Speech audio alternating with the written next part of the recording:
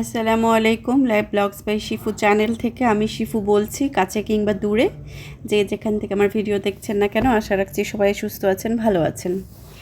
আলহামদুলিল্লাহ আমরাও ভালো আছি। ভিডিও শুরুতে একটু বলে রাখি, আজকের ভিডিও যেটা দেখছেন পুরো ভিডিওটাই প্রথম পার্ট হবে এবং দ্বিতীয় পার্ট আমি আবার আপলোড করব। কারণ একদিনে সারাদিনে আমার যা অ্যাক্টিভিটিস হয়েছে, যা কিছুই ছিল, এই সব কিছু আমি আজকে আপনাদের জন্য ভিডিও করেছি। তো ভিডিও যে করেছি এটা দেখতেছি যে অনেক লং ভিডিও হয়ে যাচ্ছে, সেজন্য আমি চিন্তা করেছি প্রথম পার্ট এবং দ্বিতীয় পার্ট করে আমি আপনাদের সাথে শেয়ার করব। এটা হচ্ছে শুধুমাত্র এই ফুটেজটা, মানে এই ভিডিওটা হচ্ছে গতকালকে বিকালবেলা ঠিক ইফতারের আগ মুহূর্তে আমি যখন নামাজ পড়ে উঠলাম, দেখলাম যে বাইরে খুব সুন্দর ঠান্ডা বাতাস এবং বাইরের বাতাসের কারণে আমাদের এই জানালার জাস্ট এই পর্দাগুলো মানে উড়ছিল। আমার কাছে মানে ভীষণ ভালো লাগছিল, সেজন্য আমি চিন্তা করলাম একটু ভিডিও করি। আর এই যে সামনের যে দৃশ্যটা, একটা গ্রাম্য দৃশ্য, একটা গ্রাম্য ফিলিংস দেয়। এইটা আসলে শহরেতে খুব কমই পাওয়া যায়। চট্টগ্রাম শহর আমার খুব খুব পছন্দের একটা শহর, একদম ছোট থেকেই আমার খুব পছন্দের, কারণ আমার নানু বাড়ি এখানে।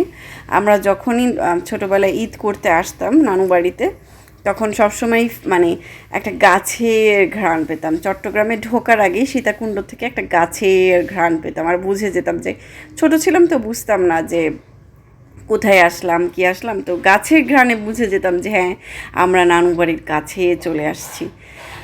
এত লং জার্নি, এত ঘন্টা, মানে আপনি নর্মালি যদি স্পিড ছাড়া নর্মাল গাড়ি চলে 7 ঘন্টা লাগেই ঢাকা চিটাগাং আসা যাওয়া করতে, আর স্পিডে গাড়ি চললে 6 ঘন্টা। আর জ্যামের কথা বললে তো কি বলবো, আর কিছু বলার নেই। ভিডিও রিলেটেড কথায় আসি, পুরা ফ্রিজে ভর্তি যা কিছু দেখলেন এই সব কিছু বের করে আজকে আমি ফ্রিজ পরিষ্কার করব, অর্থাৎ ফ্রিজ পরিষ্কারের অভিযানে নামবো। যেহেতু সামনে ঈদ, আজকে 25 রোজা চলে গেল, আর মাত্র 4-5 দিন আছে।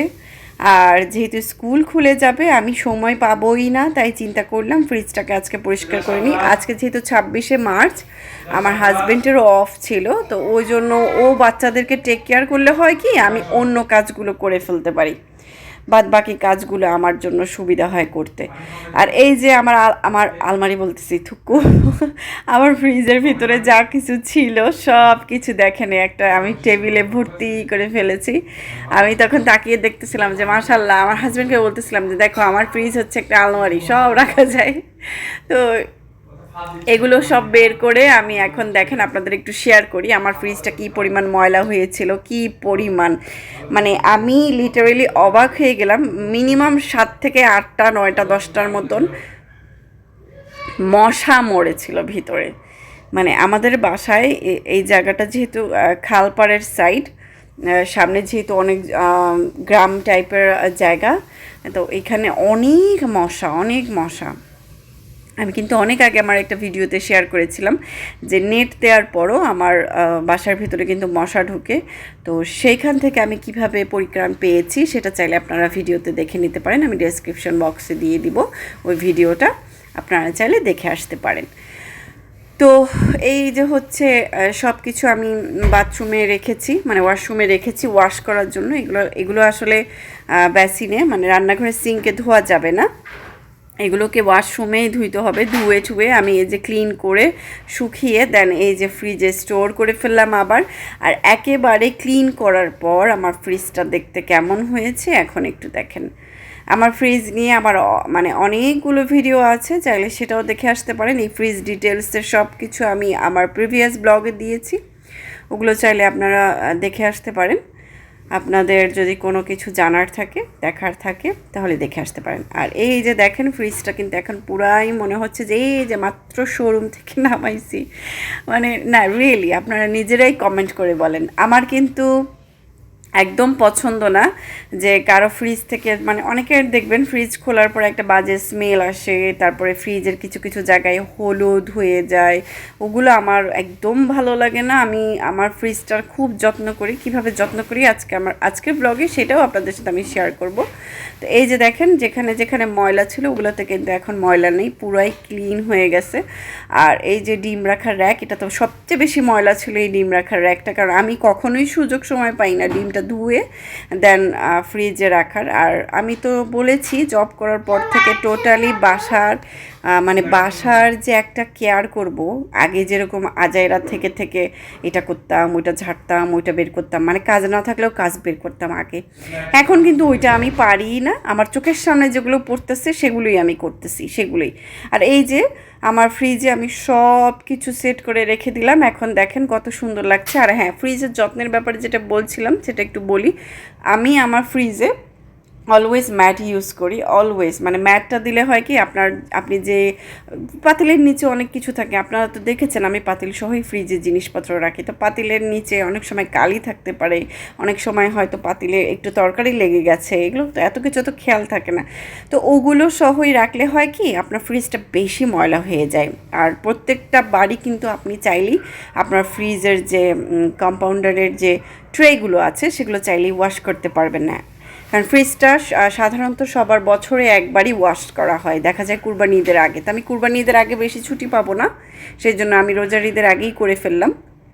তো যেটা বলছিলাম, তা আমি ম্যাট বিছিয়ে দিই, ম্যাট বিছিয়ে দেন আমি পাতিল বা যাবতীয় যা কিছু আছে সব কিছু আমি রাখি। এই ম্যাটগুলো 50 টাকা করে আমি কিনেছি 99 শপ থেকে, আমাদের বাসার সামনেই এটা, ওখান থেকে আমি নিয়েছি। আপনারা চাইলে আপনারাও ম্যাট বিছিয়ে নিতে পারেন। এটা কিন্তু আসলে ফ্রিজটাকে খুবই লং লাস্টিং করে, ফ্রিজটার কিন্তু কেয়ারও হয়।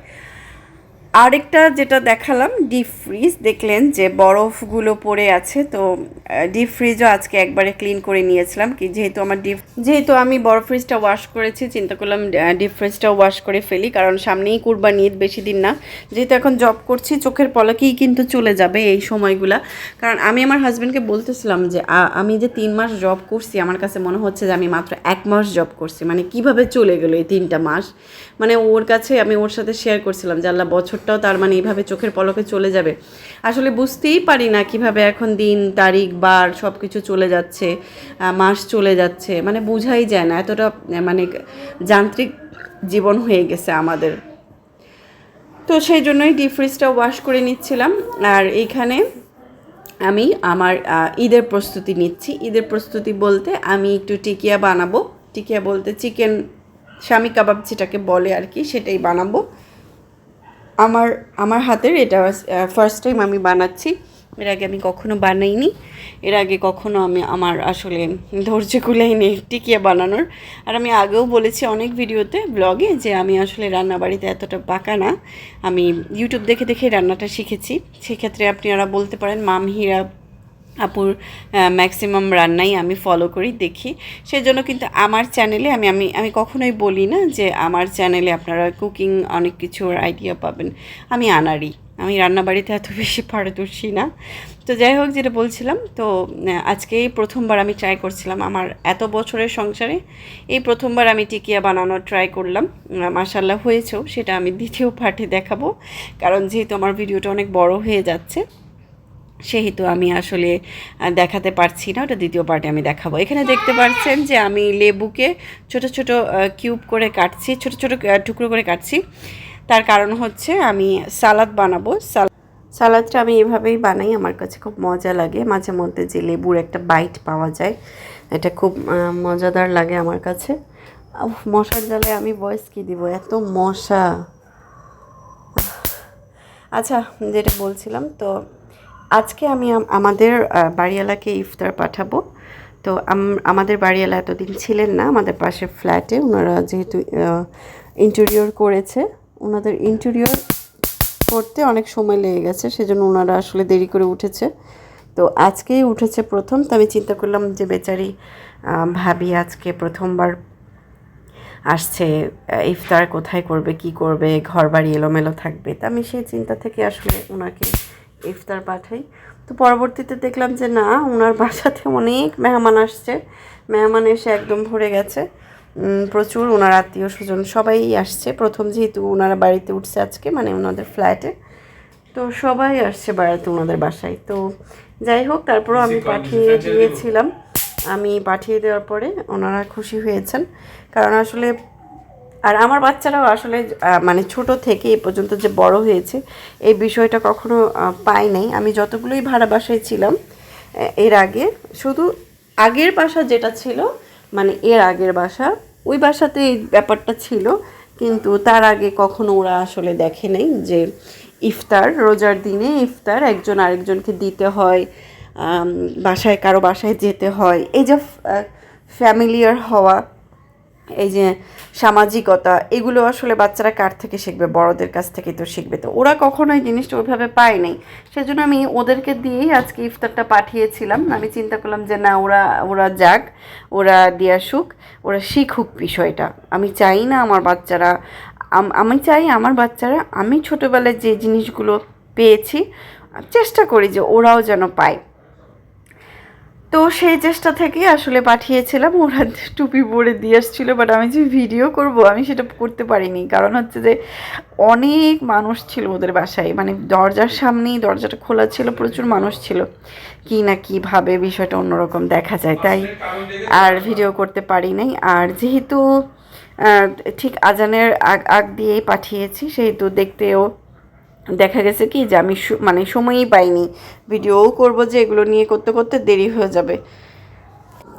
পরে আমি এগুলো সব রেডি ঠেডি করে ভাজাভাজি করে, এগুলো কিন্তু ফ্রোজেন আইটেম, আমি ওদেরকে ইফতার যা দিয়েছি সব কিছুই ফ্রোজেন আইটেম দিয়েছি। আর ফ্রোজেন আইটেমগুলো আমার কাছে আগে থেকেই ফ্রিজে স্টোর ছিল, আমার কাছে সবসময় এগুলো থাকে, ইনস্ট্যান্ট মেহমান আসলেও দেওয়া যায়।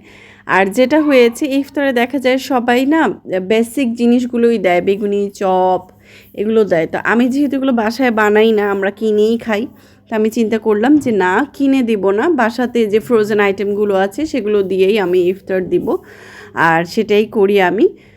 তো ওগুলো দিয়েই আমি আসলে ওনাদেরকে ইফতারটা পাঠাই। আর এগুলো কিন্তু কাজী ফার্মসের আপনারা জানেন খুবই মজাদার হয় এই ফ্রোজেন আইটেমগুলো, যারা খান রেগুলার তারা জানেন। তো এগুলোই দিচ্ছিলাম, আর চিন্তা করছিলাম বাবুকে দিয়ে পাঠাবো, মানে ছেলেদেরকে দিয়ে পাঠাবো।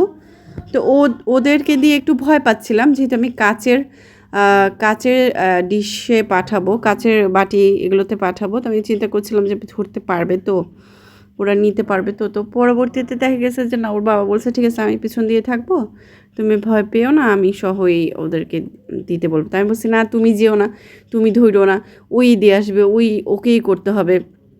তো আমার হাজব্যান্ড বলছে আচ্ছা ঠিক আছে, ওই করবে, আমি জাস্ট পিছনে দাঁড়াবো। তো ও মাশাল্লাহ, ও কিন্তু পেরেছে দিতে, এবং ও খুব খুশি হয়েছে যে ও দিতে যাচ্ছে নাস্তা, ভালো লাগছে। তো আমাকে কিন্তু আমার বাচ্চা প্রশ্ন করে বসছে, মা কেন ইফতার দিতে হয়? তাই আমি তখন ওকে বুঝালাম, এই যে ওর মনে প্রশ্ন, তো এইটা কিন্তু কখনো জানতো না যে হ্যাঁ, রমজান মাসেও মানুষকে ইফতার পাঠাতে হয়, দিতে হয়। আমাদের হয়েছে কি যে ওই যে আমার মামা বাড়িতেই ইফতার খেতে যাওয়া হয়, কেউ ইফতার পাঠাচ্ছেও না, আমিও কাউকে দিচ্ছি না। আমি ওই যে বললাম রান্নাবাড়িতে আসলে এতটা পারদর্শী না, আমি যে পাঠাবো বা দিব এটা আসলে আমি বললাম না যে আমি আসলেই পারি না, মানে আমার হয় না, আমার রান্নাটা না, মানে অন্য রান্নায় যারা পারদর্শী তাদের রান্নাটা যেরকম মজা হয় আমার কাছে ফিল হয়, এটা আমি মনে হয় হয়তো ওরকম মজা করে রান্না করতে পারি না। তবে আমার হাজব্যান্ড কিন্তু বলে যে মাশাআল্লাহ তুমি এখন আগের থেকে অনেক ভালো রান্না পারো।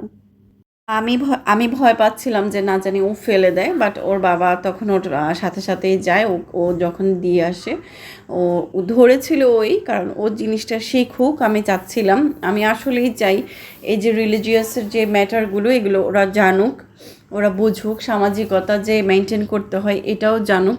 ওই ইয়েটা থেকেই কিন্তু আমি চেয়েছি যে ওরা নিজেরাই যাক।